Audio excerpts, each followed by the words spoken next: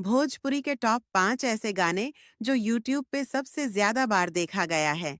Number 1 वाला गाना का तो बिलियन में व्यूज है।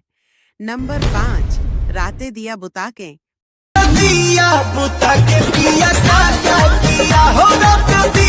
पवन सिंह का इस गाने पे अभी तक 440 मिलियन व्यूज मिल चुका है। नंबर 4, लवंडिया लंदन से लाएंगे।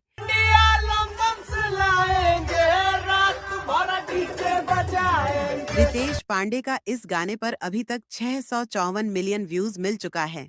नंबर 3, तू हंस के बोल लू ये जान।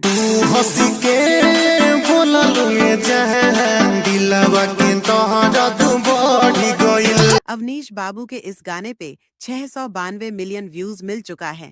नंबर 2, कुंवारे में गंगा नहले बानी।